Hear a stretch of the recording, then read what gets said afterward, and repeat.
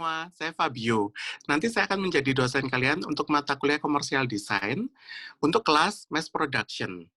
Di mana di kelas ini nanti saya akan ditemani oleh Miss Sandy Ari. Silakan Miss Sandy untuk memperkenalkan diri. Halo semuanya, nama saya Sandy. Untuk semester ini saya akan menjadi tutor dalam kelas Commercial Design Mass Production bersama dengan Pak Fabio. Mohon kerjasamanya.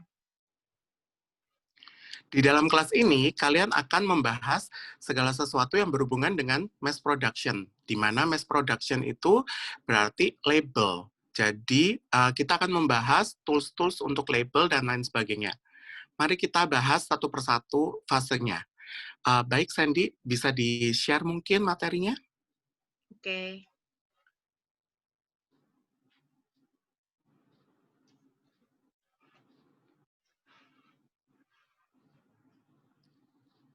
Oke, untuk fase pertama itu adalah bagaimana kita mengidentifikasi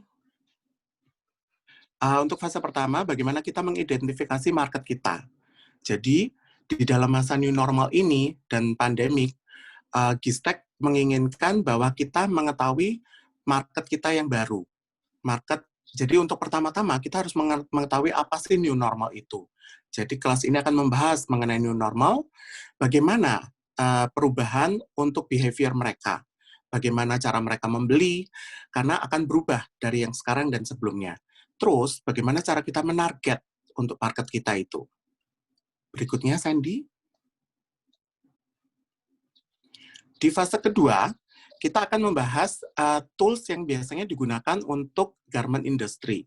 Ada dua tools yang nanti akan saya ajarkan. Yang pertama adalah collection plan tree, di mana collection plan tree ini sebenarnya berguna untuk membuat mapping mengenai clothing items yang sebaiknya kita pasarkan atau kita buat. Jadi, kita tidak boleh contohnya membuat terlalu banyak celana dibanding kaos. Jadi, kita harus mengetahui keseimbangan di antara keduanya. Jadi antara atasan, bawahan, dan juga outerwear. Dan berikutnya, kita akan membahas mengenai spec sheet di fase kedua ini. Fase kedua ini, spec sheet ini penting karena untuk setiap garment area itu memerlukan spec sheet yang berbeda. Jadi spec sheet ini merupakan rangkuman dari seluruhnya. Ini sedikit berbeda dengan technical sheet karena dibuat lebih ringkas dan compact. Oke, berikutnya Sandy. Untuk yang fase ketiga, nanti fase ketiga ini akan membahas mengenai prototyping. Jadi kita akan membuat baju yang akan ditentukan oleh Gistek. Dan bagaimana kita membuatnya, nanti mungkin kita akan membuat prototyping dahulu secara volume, setelah itu kemudian barusan membuat untuk yang bahan asli.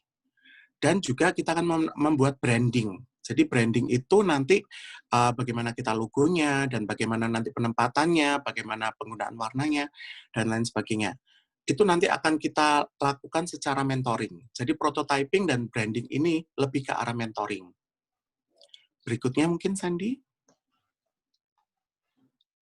Nah, untuk fase keempat, ini adalah fase terakhir, di mana fase ini adalah fase evaluasi.